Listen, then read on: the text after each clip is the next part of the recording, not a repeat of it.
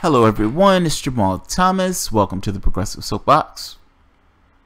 So it's one thing when a family member goes after a family member.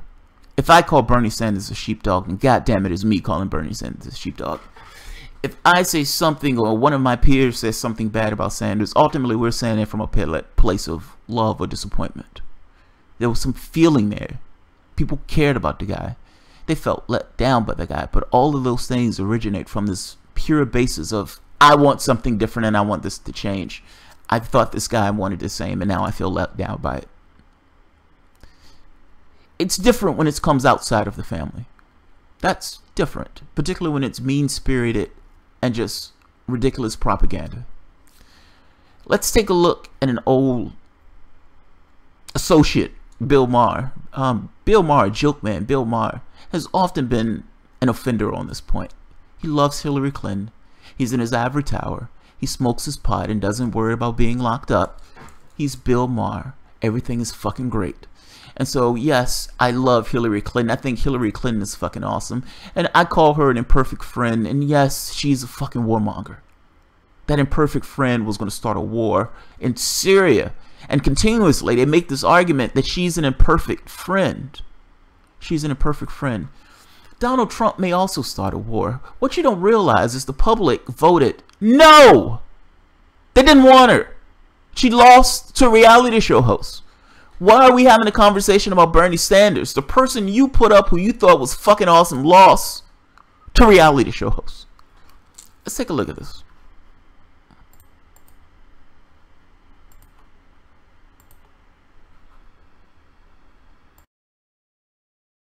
To repair this, or should they repair it? Do you mean to repair the rift between? Yes. I think we should stop thinking about Bernie Sanders. I would really love to stop thinking about him. I mean, I know you found him kind of benign. You know, I did not find him benign. I found him to be an unbelievably irritating, narcissistic old man. You know, and I also kept thinking, like, who leaves New York when they're 18? Yeah. I mean, that's who you have there. Like, when you look around and think, you know, no, I can't make it. I'm going to Vermont. I think we should please forget about Bernie Sanders and Hillary Clinton. This is a battle that's over. It's over. I agree. And I also think there's this problem of the rift in the left, where there's a section of the left that wants the purest, more snowy than driven snow candidate. Yes. Snowflakier than the snowflakiest snowflake. Right. Yeah. That's what they want. And that's not only a problem in this country. It's a problem in England, where they want Jeremy Corbyn, who represents that ideal of leftiness, which can't possibly be elected. Or in France, the Mélenchon people who don't want to vote for Macron because he's not purely left enough. And what all this does is to drive a wedge through which the right can come. And there's something you said on this show a few months ago that I have to tell you, I have been quoting, Bill. Wow. Yeah. You said that we have to learn to distinguish between an imperfect friend and a deadly enemy. Yeah.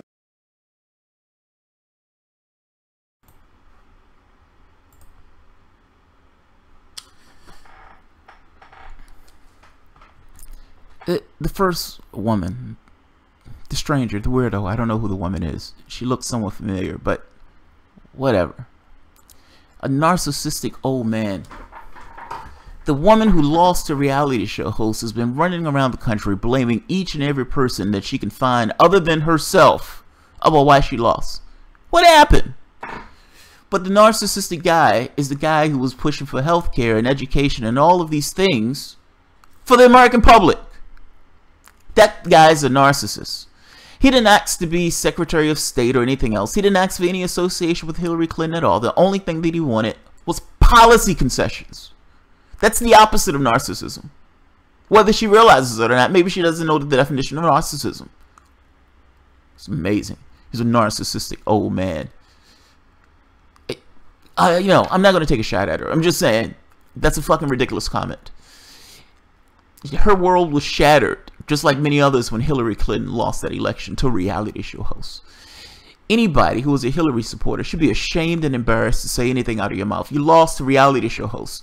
What you consider to be the benchmark of the left, this idea of status quo, the center left, the center holes, you understand that there is no such thing as a center or anything else. At the very least, it's not where you guys are trying to say it is.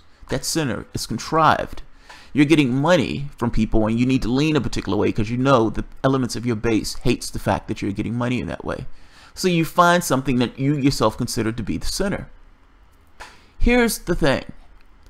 There's one thing to be quote unquote pure. There's another thing to have just a fundamental basic level of integrity. That's what people are asking for. That's what people want. That's it. A basic fundamental level of integrity. Now you're calling that fundamental level of integrity, you're being a purist. You're being a purist. You can't expect candidates not to be warmongers. You can't expect that. You can't expect candidates to be honest with you when they're saying things to you. You can't expect those things. You're trying to be a purist. I expect a fundamental level of integrity in my politicians. No, I'm not voting for anybody if they don't toe a particular line because there are things that I myself hold to be red lines. What are your red lines? Are you willing to negotiate on everything? Yes, I'm okay with Hillary Clinton because she's not a neocon. She is a neocon. That's the point. If you're talking about Medicare, she's made privatize. She has elements in her team that want to privatize Medicare. I'm making this point that the line between conservative and the left, when you're dealing with Hillary Clinton, is very narrow. That is a very narrow line. What are you willing to negotiate on? And if everything is up for grabs, then you don't stand for anything. That's kind of the point. People want politicians to actually stand for something. You have the most rabid bunch of Republicans. Can't believe we're having this conversation. Jeremy Corbyn can't win in Labor, but Jeremy Corbyn is head of the Labor Party, and he beat down each and every Blairite that was up there. Bernie Sanders had no chance to win, even though Hillary Clinton was supposed to have every advantage afforded to her. Every advantage. And almost lost to a guy who called himself a socialist. And she would have lost if it wasn't for the cheating. What they're considering to be the left, what they're considering to be the standard bearer, understand what we're talking about. Understand the context to which they're making these conversations. They had this conversation last week. They lost 1,000 seats. All throughout the United States. They lost the House, the Senate, the Supreme Court, and the presidency. That one was to a reality show host. And the conversation that they're having here is, those lefties are being purists. Those lefties can't win. You can't win either. You can't win either. What have you won? What have you won? You've given us over to maniacs. And you're talking about, you can't win. These guys can't win. These guys are being purists. You've lost everything. You've lost everything. I'm just saying, understand the reality of the situation to which you're dealing with. You lost everything. You have nothing. What you have considered to be the standard bearer of the left, to be the centrist of the country, has faded and ebbed away. You have no power anywhere. In any level of government, all throughout the United States of America, you are barely a party. I believe we're still having this conversation about Bernie Sanders right now. It's amazing. It's amazing. Talk about sore winners. Talk about sore winners. You got through the primaries. Good job. You cheated the guy. You got through the primaries. He's a narcissistic old man. That guy was a socialist. That guy almost beat your establishment candidate. Your establishment candidate, the person who got over $1 billion and was going to fuck over the American public and start a war in Russia, lost to reality show hosts who said he wasn't going to do that. It's amazing. They're still talking shit about Bernie Sanders. I'm amazed by this. Yes, I have a go at Bernie Sanders at times. I talk shit about Bernie Sanders sometimes. But what I say about him is actually true and accurate. I'm not calling him a narcissistic old man when the guy was out there trying to fight for the American public. And clearly and vociferously fight for the American public. And be unabashed about it. Be unabashed about it.